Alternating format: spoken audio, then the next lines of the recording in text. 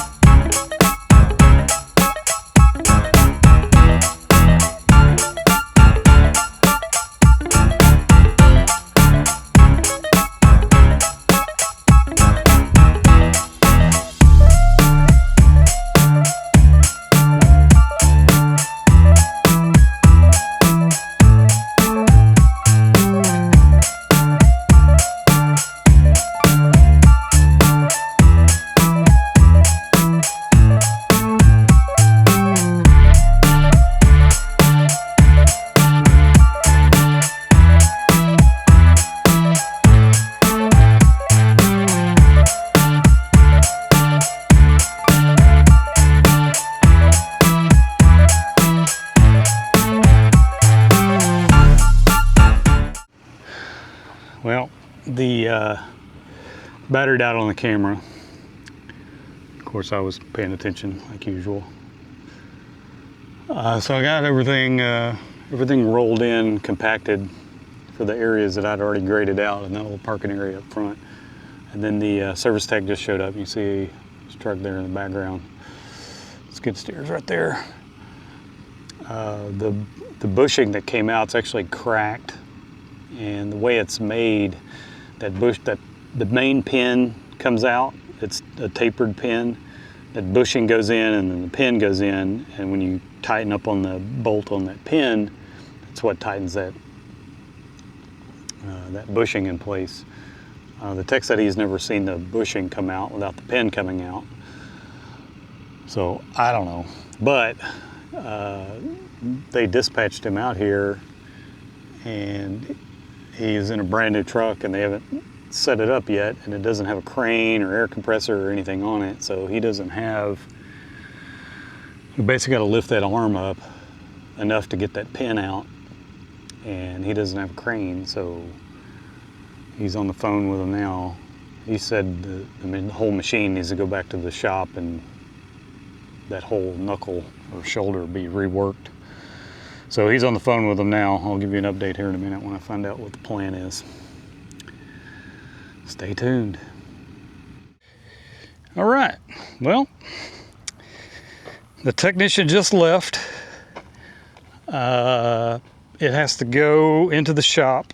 It's a truck he was in, didn't have a crane on it, so couldn't take it out and replace this bearing. So kind of let me show you what's going on. So he was able to drive that sleeve back in, and the grease zerk's broken, so he used a little needle point and greased inside there.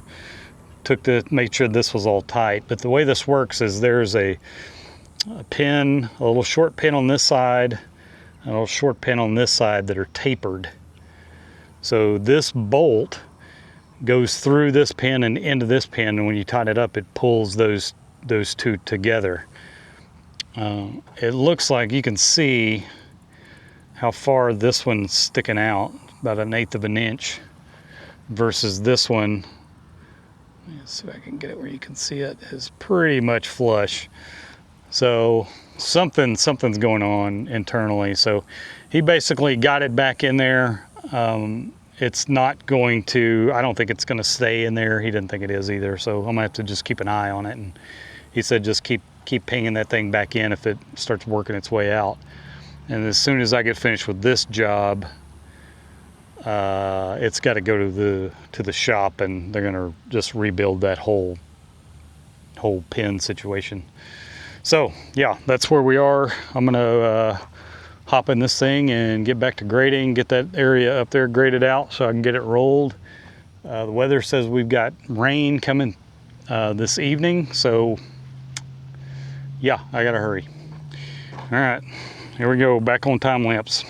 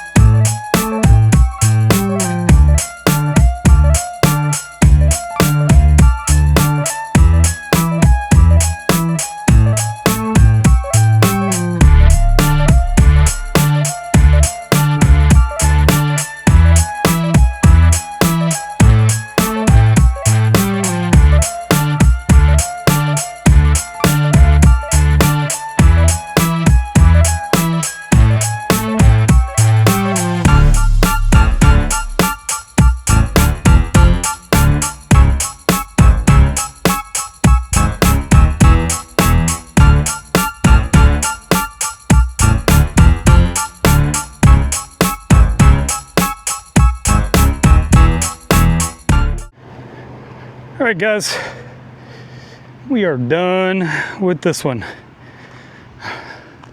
The camera overheated, so I'm not real sure if you caught all that packer action, but it's all rolled in, graded out, and waiting for it to rain. Usually get a good rain on it so we can see if there's any low spots or anything that needs to be trimmed up. So if there is, I'll come back over here and slick it all up.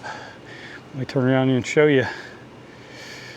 So we did all this parking area here at the entrance. So it'll keep people from parking up there by the building, which makes it hard for the trucks to turn in. So got all that in, packed up. There was a huge pile of crushed limestone right here. Moved that over out of the way. But once it's rained on this and fixed any low spots or high spots or whatever, I'll come back and get this limestone and spread it out evenly over all of it. So I turn you around. I know you can't tell grade on the video, but it all slopes off that way, it all slopes off this way, and that back area slopes kind of to the middle and then slopes out there to the corner, out into the field. So that should solve their mud problem.